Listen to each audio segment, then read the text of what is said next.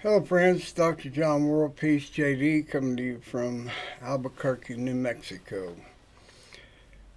Today the commentary is how to slap down the Supreme Court's Colorado ballot decision. Like this video, subscribe to this channel, share this video, and contribute. By Dr. John WorldPeace JD, Doctor of Jurisprudence JD, University of Houston, 1984, who practiced law from 1985 to 2003 in Houston, Texas. Friends, these legal scholars and Supreme Court justices and those who challenge the Supreme Court's ballot ruling are wrapped up in a lot of theoretical legal mumbo-jumbo due to the Supreme Court's half-ass ruling to back Donald Trump for president by running interference for him. Here's a question. What if Colorado decides not to put Trump on the general election ballot in November as opposed to the primary ballot? How's the Supreme Court of the USA going to make Colorado put Trump on the general ballot? SCOTUS has no authority to force Colorado to put Trump on the ballot. It has no enforcement mechanism. The following is the best path to cut the legs out from under the Supreme Court's pro-Trump half-ass court ruling. So let's go to the potential next step. Colorado refuses to put Trump on the general ballot. Well, then the House and Senate must pass a law to force Colorado to put Trump on the ballot and find that Trump is not an insurrectionist. That's not going to happen. What does Section 3 of the 14th Amendment say? By two-thirds vote in the House and Senate, both, they can waive the insurrectionist finding against Trump that bars Trump from taking office. Infinitely clear and simple. But we all know Congress cannot get the two-thirds votes for that at this time.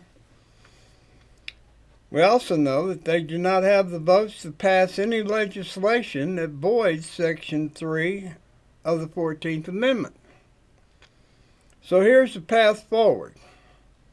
Colorado sends an official message to the Supreme Court of the USA stating they do not acknowledge the court's authority to force him to put Trump, an insurrectionist, on the November ballot, and they're not going to do it.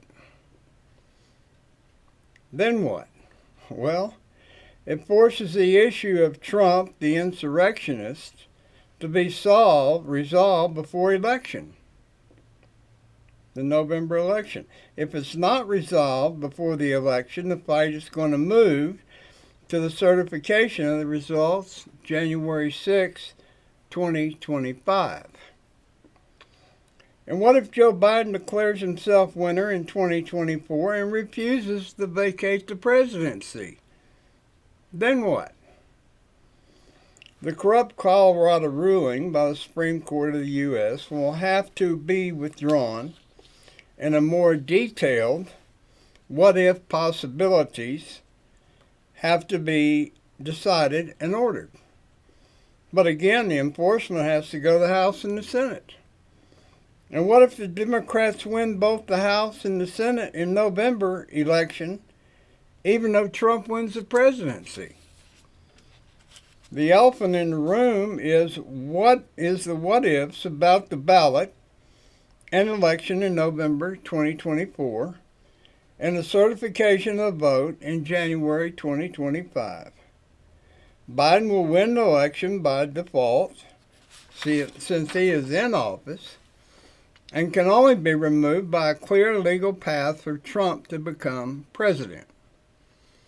And then there is the power of a sitting president to declare the election was corrupt and fraudulent, and he, Biden, therefore has to stay in power. And if this is probably going to be supported by a soon-to-come ruling by SCOTUS that the president is king with total immunity in the Trump lawsuit. Think about that. SCOTUS rules presidents are king, and no matter what they do while in office, cannot be challenged, much less punished. Let me repeat. SCOTUS makes a kingship of a presidency even if Trump wins. Biden, under the kingship of Trump ruling, declares himself president another 4 years, and the Trump trials proceed, and Trump ends up in jail for life.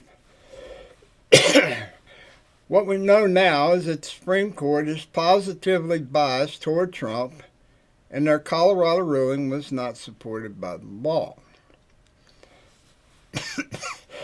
Excuse me. Section 3 of the 14th Amendment is clear. A state decides Trump is an insurrectionist and acts accordingly.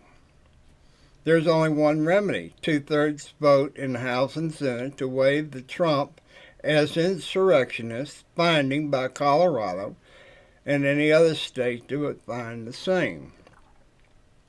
If there is no clarity on this waiver, then on January 6, 2025, there's going to be a second civil war ignited with a question as to which side of the U.S. military will deliver live fire toward the fascist right or the radical liberal left.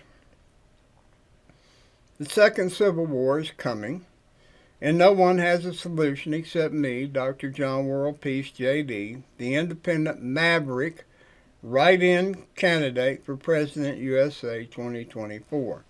Dr. John WorldPeace, the only global advocate for peace and world peace. It's going to get interesting, folks. Civil war is coming. Have a good day.